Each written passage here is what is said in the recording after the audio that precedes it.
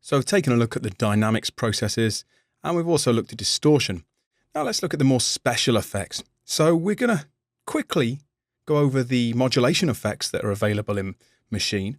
And I really want to concentrate on applying something to my pad sound to maybe make it a little bit more dynamic and a little bit more interesting and possibly a bit wider. So here's the pad sound in isolation. It's a nice sound, but I feel it could do with a bit more movement. So I've already located the spare tab, tab number 2 here, with no modules and no effects loaded up after Massive. And I'm just going to go to the software here, and we're going to go down to the modulation section. And there's actually 5 different modulation effects we can choose from.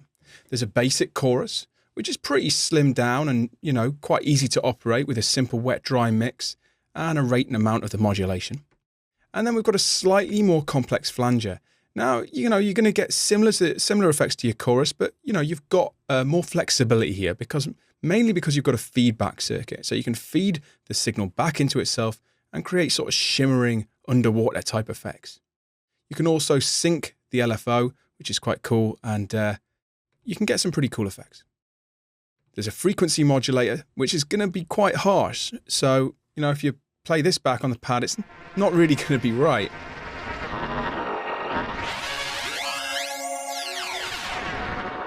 Okay, it's pretty cool, but it's just not right for our pad. Might be nicer on drums and some special spot effects on vocals maybe, but we're not going to use that here. And then there's a frequency shifter, which is basically a ring modulator, quite similar to the frequency shifter in Logic, if any of you use that. And again, pretty intense and pretty robotic.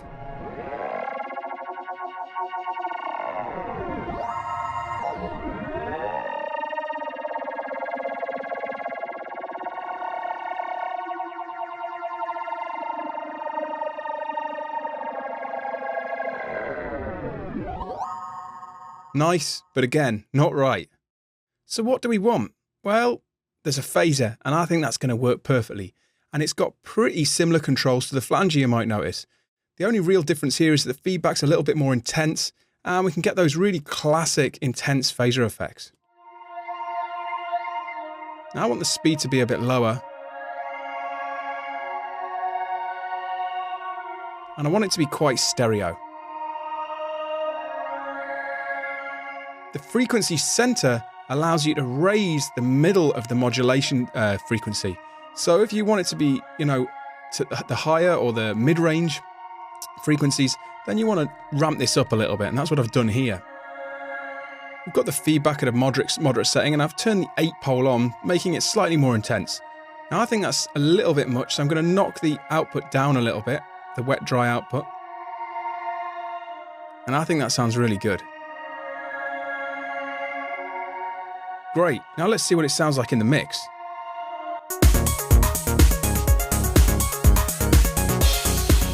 I'm going to up the volume a little bit. We've lost a touch of volume there.